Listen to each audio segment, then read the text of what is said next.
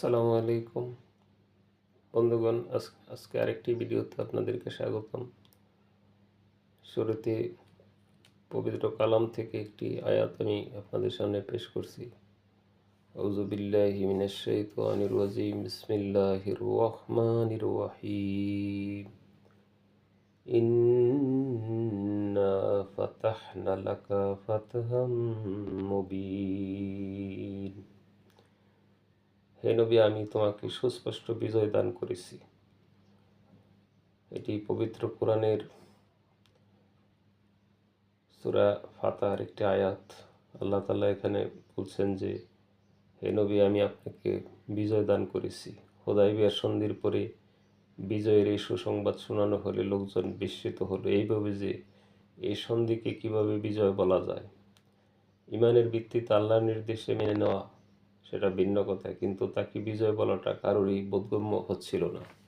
কিন্তু আল্লাহ তাআলা তার হিকমা এবং অতীত, বর্তমান, ভবিষ্যৎ সব দ্রষ্টা উনি আল্লাহর পয়গম্বরকে এটি জানিয়েছেন। এই বিজয় চিরদিন অব্যাহত থাকবে যারা মুমিন মুসলমান। আল্লাহ তাআলা অন্যত্র বলেছেন, ওয়ালা তাহিনু ওয়ালা তাহজানু ওয়া আনতুমুল আলাউনা ইন কুনতুম মুমিনিন।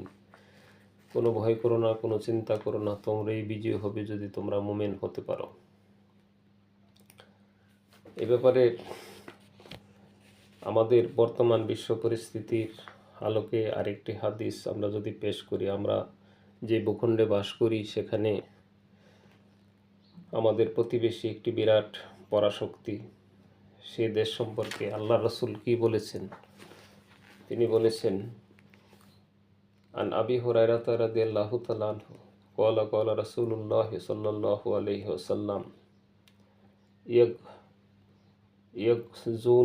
ইয়াগজু কাওমুন মিন উম্মাতিল হিন্দ ইয়াফতাহুল্লাহু আলাইহিম হাত্তা ইয়াতু বিমুলকি। একটি দীর্ঘ হাদিসের অংশ। হযরত আবু হুরায়রা রাদিয়াল্লাহু তাআলা আনহু থেকে বর্ণিত, তিনি বলেন, রাসূলুল্লাহ সাল্লাল্লাহু আলাইহি ওয়াসাল্লাম ইরশাদ করেছেন, আমার উম্মতের একটি দল হিন্দুস্তানের সাথে যুদ্ধ করবে। আল্লাহ তাদেরকে বিজয় দান করবেন। তারা হিন্দুস্তানের রাষ্ট্রপ্রধানদেরকে শিকলে বেঁধে নিয়ে আসবে। আল্লাহ তাদের পাপসমূহ ক্ষমা করে দিবেন। তারপর তারা শামে সিরিয়ায় ফিরে যাবে। সেখানে তারা হযরত ঈসা আলাইহিস সালামের ঈসা ইবনে মরিয়মের সাথে সাক্ষাৎ করবে। আরেকটি হাদিস যদি এই ব্যাপারে পেশ করা যায়, সেখানে বলা হয়েছে, এটা নাসাই শরীফের একটি হাদিস। হযরত আবু হুরায়রা রাদিয়াল্লাহু তাআলা আনহু থেকে বর্ণিত, তিনি বলেন, রাসূলুল্লাহ সাল্লাল্লাহু আলাইহি ওয়াসাল্লাম ইরশাদ করেছেন, আমাদেরকে গাজওয়াতুল হিন্দ তথা হিন্দুস্তানের যুদ্ধ সম্পর্কে প্রতিশ্রুতি দেওয়া হয়েছে।